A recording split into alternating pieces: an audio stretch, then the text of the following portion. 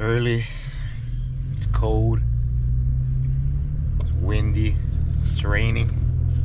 It's not the best conditions out, but you never know until you go. See what happens today.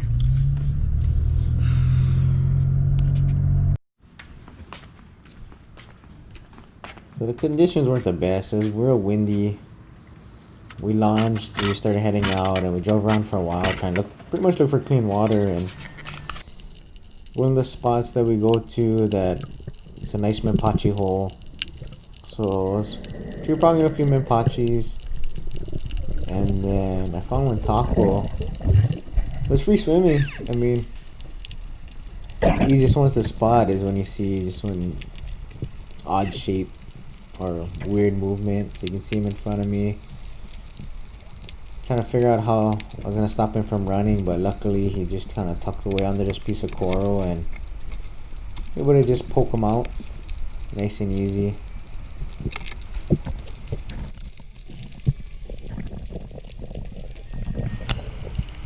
So I always bite the taco to put him down. So to get him in position, I want it stretched out fully on my arm, and then go for the bite right in between the eyes until it turns white. And then when I went to go check my float, I noticed that there was a taco right on top of my anchor. So I went down to poke him out, and the hole was kind of deep.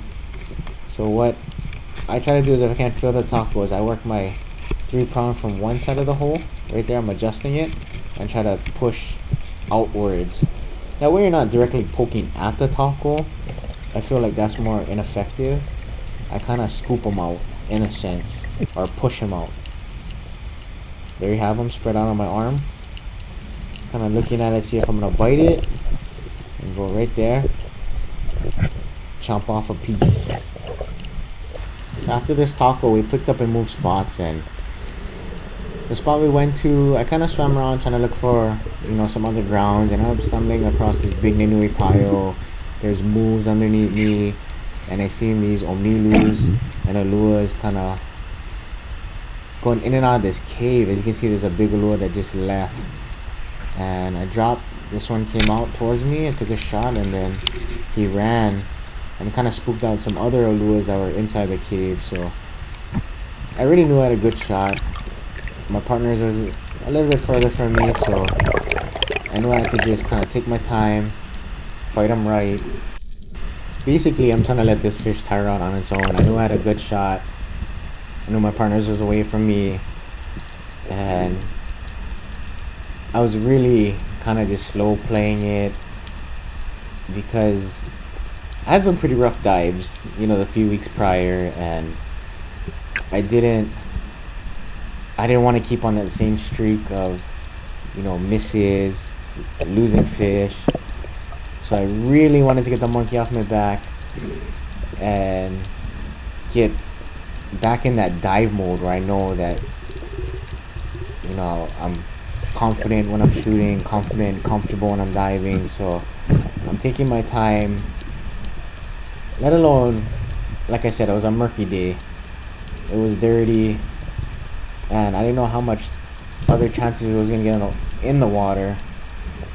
So I'm just really taking my time, pulling it up slowly. Then I noticed that, the Ulua is on the shooting line. He's not on the shaft. So I knew it was a good holding shot already. I thought I stoned it, or I thought I had the stone shot when I took the shot. It must have just been inches away. And see, he runs, and as soon as he gets close to me, so I let him run, and I slowly just inch away. I mean, my heart's pounding. I just want to land this fish, get the monkey off my back, and get right back in that dive groove. So I could tell that the Ulua was starting to tire out. With the shot being in the gills, what it does is it makes the fish begin to bleed out, and the more it bleeds out, the more weak it's gonna get. You can kind of see that the Ulua is starting to face upwards, like he's starting to float. So I knew it was a matter of time before I'll get a good grip on him and land the Ulua. As we get it close again, he runs, so I let him run. It's all patience, especially this close, this much into the fight. The last thing you want to do is lose it right at your hands. So let the fish tire out. It's the best advice I can give to anybody who shoots anything big. As long as you know you have a good shot, just let the fish tire out, and then when you get the chance to secure it, go for it.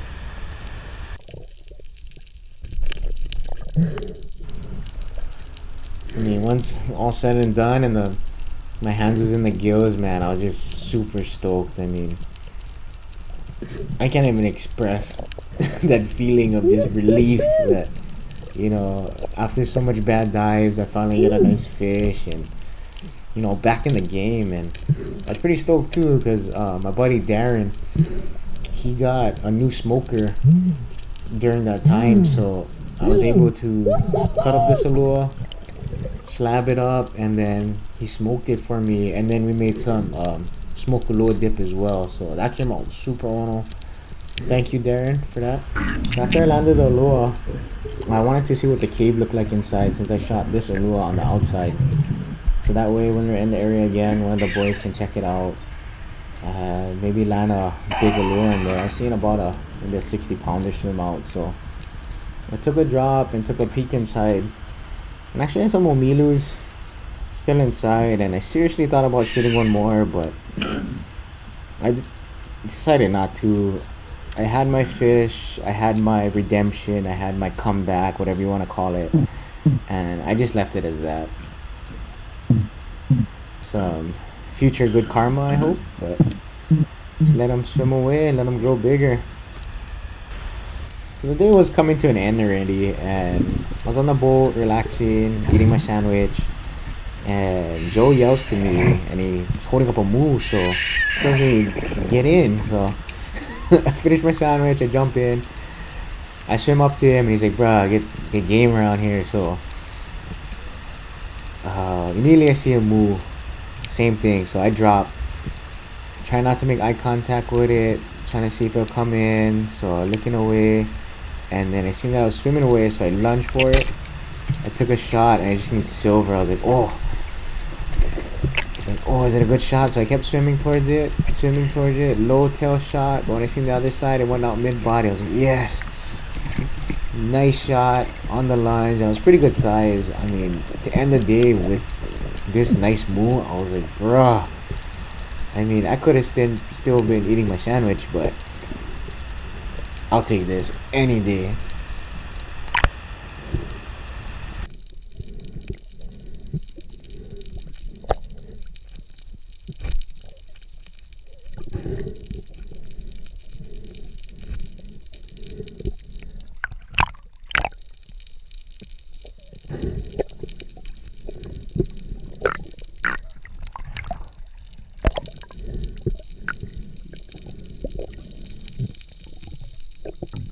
Until next time, like, subscribe, and join us on our next venture.